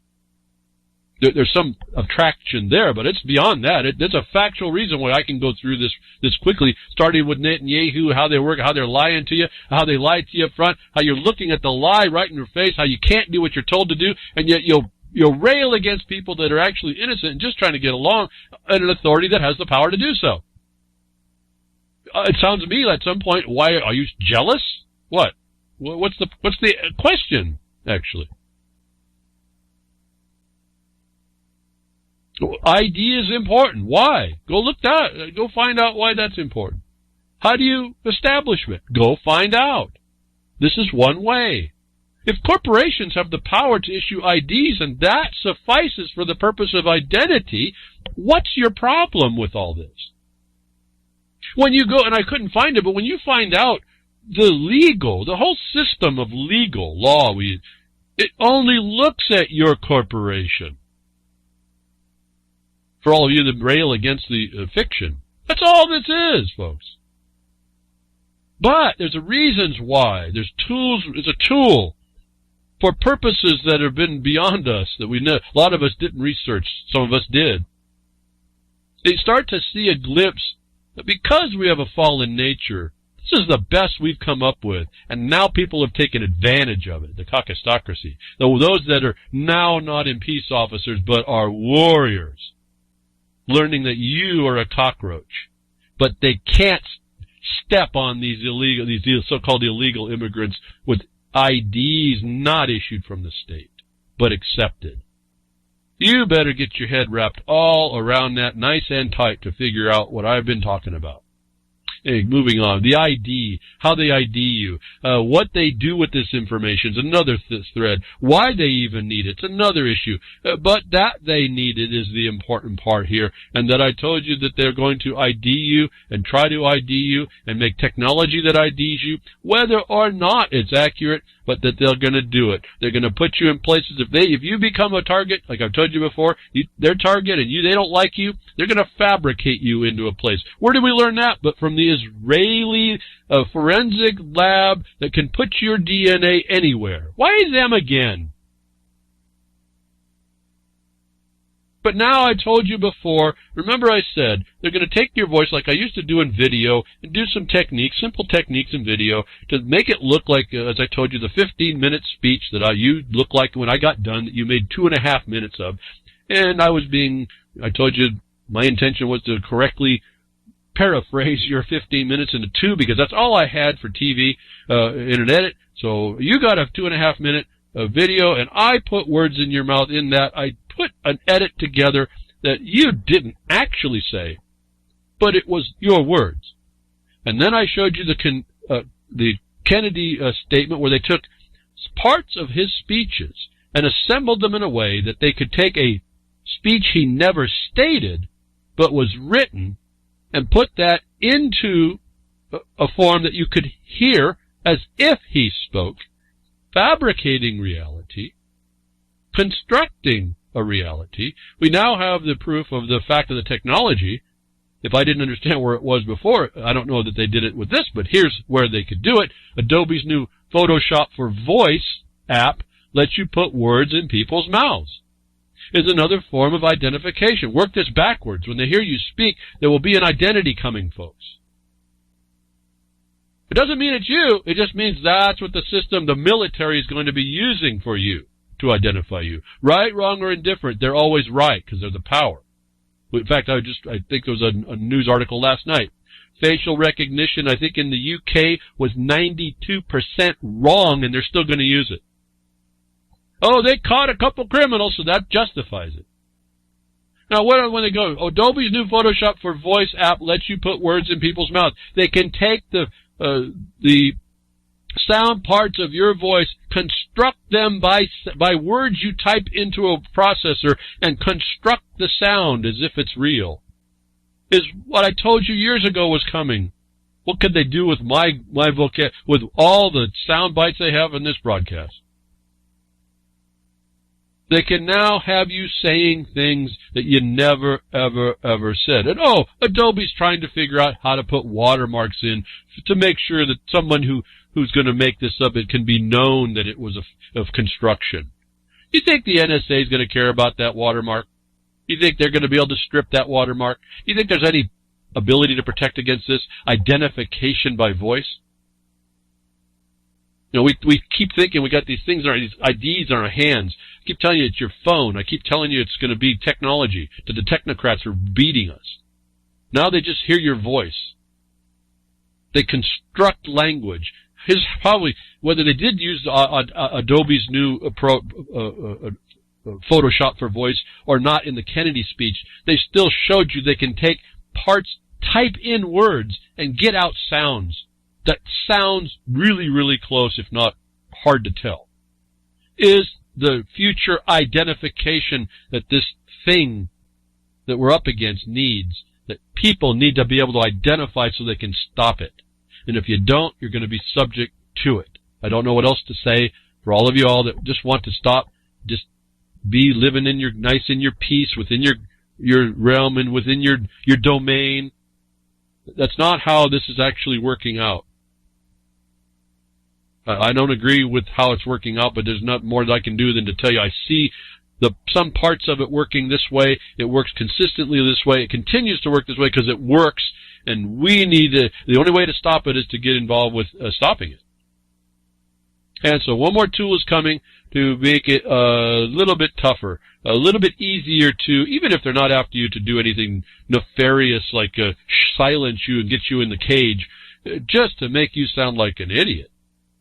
Now, how are you going to stop this? I mean, it was bad enough to see people's video and they're putting a mouth on your video and you're not saying those words at all. Now they literally have the audio file. They could be speaking with it. They don't have to capture it some way. They can take the sound parts and construct it. And I told you this. I was wondering back when I was doing R&D. One of the projects was a speech chip, sound on a chip. This was like a marvel at the time. And I've just been wondering why it was taking so long for the software to catch up. They had hardware on a chip that did generic sounds. In other words, if I wanted a Japanese, this is one of the projects, it was a Japanese woman speaking, someone who didn't know the woman but heard the voice would think it was an actual Japanese woman speaking. They wouldn't be able to identify them particularly. They would just know they thought it was a woman, literal, real woman speaking. Was one of the voice characteristics that were programmed. This was done decades and decades ago. To identify somebody with that voice now has been the shift. But the hardware ability, the logic hardware ability to make someone sound like they're really real, I've known about it for years. We now have the software to do it, and they did it exactly in software. They just took the sampling parts of the sound that was put in a digital chip, hard baked in the chip, that was selected to form the speech that was required. It was attached to so-called AI that would interpret a statement so that it would respond to build the phrase by the sound parts. And so here we are, folks. They can now identify you by voice, by the fact of someone creating your voice from the parts they hear. You think that Alexa and Siri and whomever else is listening in your technocratic devices is not collecting these things? I mean, I was talking to someone on the Twitter. The thing I left out was all the practical jokes I can see what could be done with this. But well, that's the fun side. This is a serious, serious encroachment on how to so-called ID you. How to create a lie and a deception transparent to everybody but the guys who did it. What the Snowden disclosures, if such that they are disclosures, and from Snowden, if not from the NSA itself or the CIA, were to give license now for this to be done without you being able to identify who done it. What we found out before with Israel, again, the Deceivers being able to fabricate. Who comes up with this? If they would fabricate DNA anywhere, that they can do it years and years ago. Again, what's a voice? Well, a voice is pretty complicated. So, very, very fascinating technology to come in software now and show you. I can type out, if I have enough phonemes from your voice, I can type out letters on a keyboard, and it will construct those letters, meaning word sounds, to have you sound like you were speaking the sentence I typed. Should boggle your mind on the cool side, but boggle your mind on the on the very concerning side. I don't even know how to put in terror and error. I just don't know, folks. This is a pretty serious condition that they can do. And what do they want to do? They want to do it at the speed of light. No, they bring this stuff on the technology. It's about the technocracy. They want to bring this technology on to put them in the power because they need this. They certainly need the info, the intel on you, the intel inside on you is what they use to deceive you. These deceivers, we see them in the news. They're right around us. The caucusocracy is all apparent. There's not hard to see. It's how are we going to address it, I think, is the only remaining factor. Do we address it? And I think we do need to, but will we? And how? There's a certain way to approach that, a couple of ways, but not a lot of ways, because they have the position of power and they have programmed everybody to agree with them, is the other thing you have to understand. So they want this stuff coming, and they want to suck all this information. They want all this sound, your voice and what you look, all this information at the speed of light, and they want to do it. And the technocrats are promoting this next phase of harm upon us, which is this 5G network. And I know Gary L's been a lot hot on this and focusing in on this, and this all ties in also to the smart meters, all this radiation stuff. But the bottom line about it is a hype. It's another deception. It's another war tool as well. When you start looking at this, it's hard to get away from this. Yes, I can discuss it outside of that, but it sure makes a whole lot more sense inside the fact of it being tools against us. This is the guardian and warrior condition of the state against you, the cockroach. But the race to 5G is mindless marketing, bovine scat, I'll say. As an article, someone's starting to notice and analyze this. This whole thing is another deception. It's a promotion. And I don't know, I guess the basic bottom line I see about 5G, that when they increase the frequency, that by physics requires more line of sight. So they have to put more antennas everywhere because any obstruction now becomes an impediment to the signal. Is why they have to have more of these frequencies, more towers, transmission points, and higher in power, because they need to go through anything that there is, so it's all connected. This is just a physics thing. But that means you're going to be more radiated. But they're pointing out in this article that this is the mindless marketing BS. Bovine scat. It's not it's just a thing to program you that is needed, such that you might think, because they got you to plug in, folks. This is our life now. For several years now, wireless carriers have been busy telling everybody who'd listen the 5th generation or 5G wireless will be a game-changing broadband revolution. Time and time again, their marketing departments have breathlessly insisted that everything from smart cities to next-gen medical care will only be possible through miracle of 5G connections. Quote, going from 4G to 5G is like going from black and white to color, recently proclaimed Sprint CEO Marcelo Claure, while trying to sell the company's recently proposed merger with T-Mobile. Quote, it's a seismic shift, one that only the combined company can unlock nationwide to fuel the next wave of mobile innovation. But while 5G will be a natural evolutionary step for a wireless, it's far from earth-rattling societal transformation we're being promised. And that's the point of this article, to point out how the problems, the failures, the hype, the frauds of omission, the lying, the deception in this as a communication tool for getting the intel in your systems out into what they need. And it's not going to actually give you anything much better than you already have. Why? Because the block points are in control of these companies. So it's like my broadcast here. I'm on the edge of getting out. The uplinking that they offer is not near what it should be. I mean, if you were thinking about having nice, clean stuff, I'm really surprised sometimes I get out like I do. If it wasn't for the high speed working right on the top of what I can put out, you wouldn't be listening to me. Going up to the server to drop the file that you listen to on the broadcaster, it only goes up at creepy crawly speeds.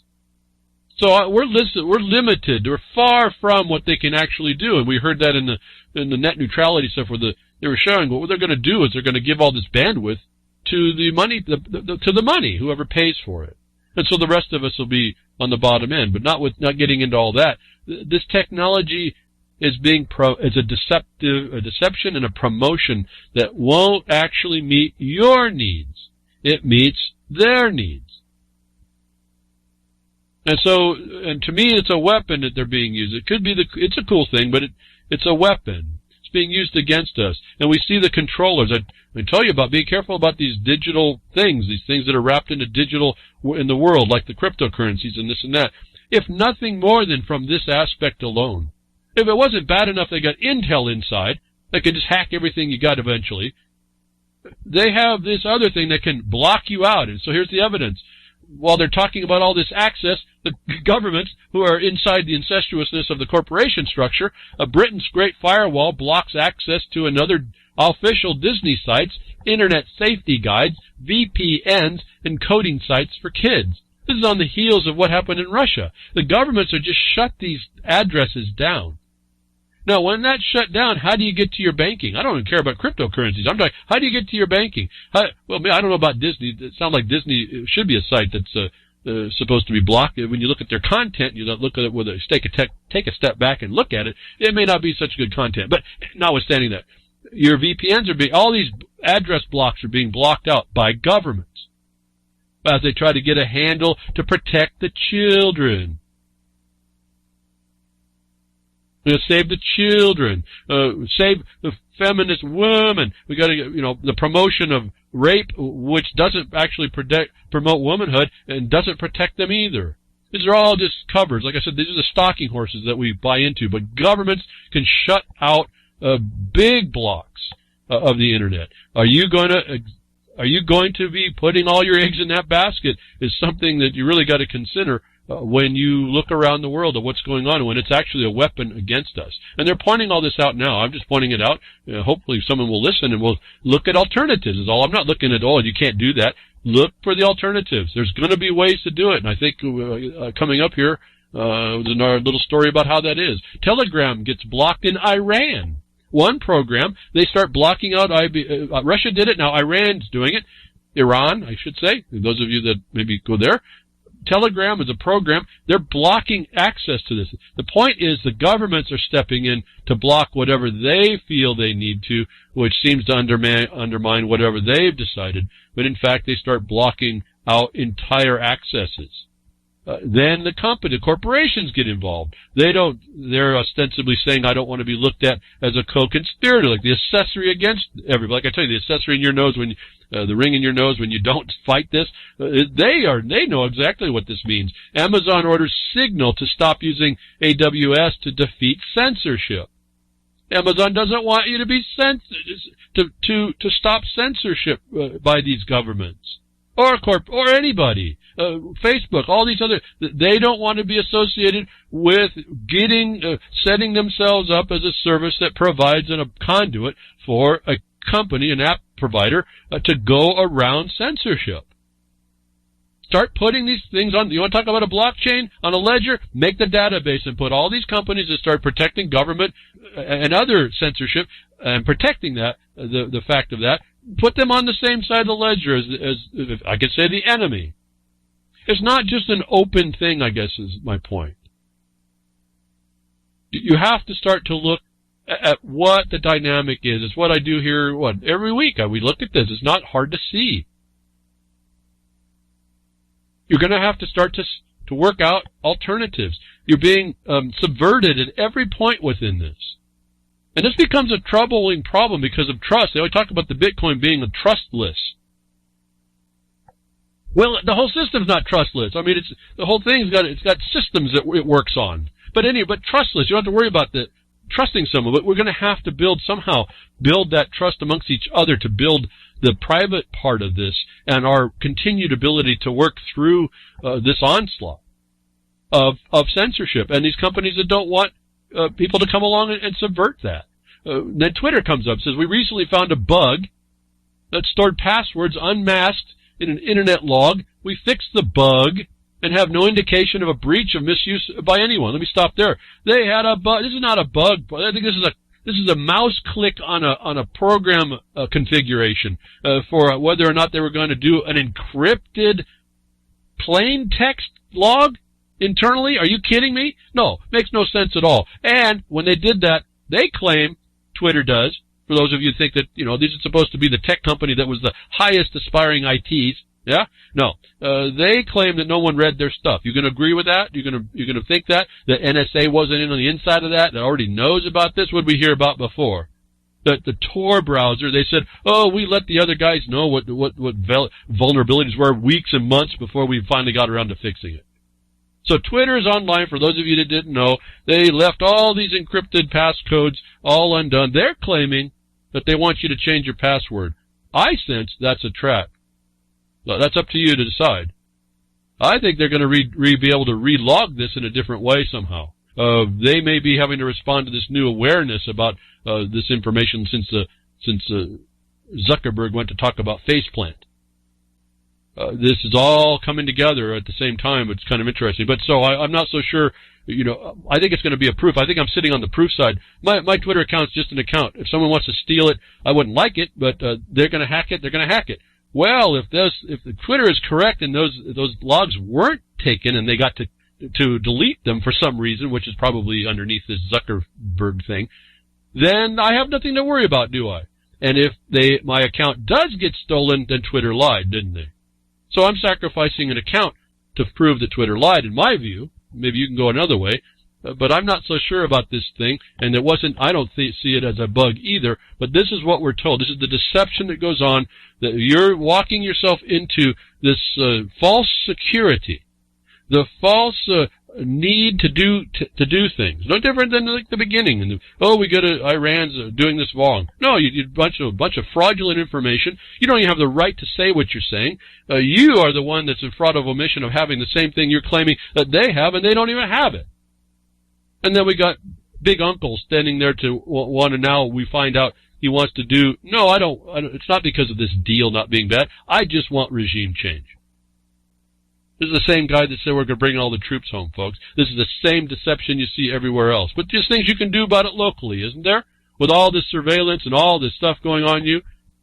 What did I say? What did I say that I told you, hinted to the point of Austin? You got to go into your local governments. I don't know what else to do here. Those of you that are capable of bringing a concise set of facts, you have to go back into your governments and make those policies that you railed against. Oh, that's not law. No, it's law enough for an occupier. Oakland passes groundbreaking municipal law requiring citizen oversight of local surveillance. Is what you can start to do. Those of you that complain, I hear all these complaints, I don't hear no action. This is what you start to do. You start understanding the subject matter and go locally to make the changes that you need, that you're complaining about. What's that going to do about Twitter's passwords? Maybe nothing. But they're not going to be able to do the overall surveillance that you've been hearing going around, like for smart cities and all this other stuff. There's going to be a local oversight, but I'll be careful. That local oversight ends up becoming thwarted as well. So maybe look at that and see if there's a better way around it. But Oakland's going to pass a so-called municipal law, corporate ordinance to require oversight of this surveillance. Why not for the cops? All this stuff can be done, folks. And we sit there and we cry because we have nothing more to do than cry, be crickets. We cry and it sounds like crickets. What can you do on the surveillance? It's up to you. What can you do? We start talking to Twitter. You tell them to shut up. Stop it. You don't use the different service. Make a private one. I didn't get to the story, but there's in Cuba. They got their own, it's a really rudimentary, but they get information through a private network, a sneaker net they call it. You run hard drive, USB cards in this and that. You find it's slow, but it works. Spread the word, folks. I thank you for listening today. Grimmer, thank you for all you do at reallibertymedia.com. Freedom's Network, you're going to need a lot of donations at Freedom's Network if you're going to last past the 23rd. freedomsnetwork.com and Jules at ucy.tv. Thank you very much for what you do to keep the broadcast recasted and podcast and all that other stuff, and then the recast over there on Thursday. Appreciate all that you do there. I'll be here next week, tech diffs or nature willing.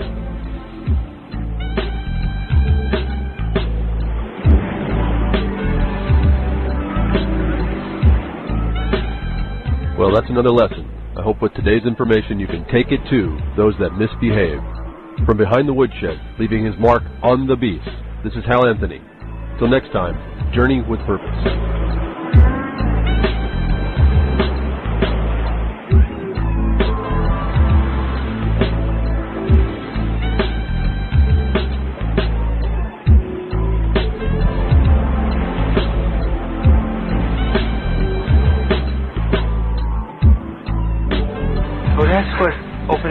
can of whoop-ass feels like. Son, you just opened a whole case of whoop-ass.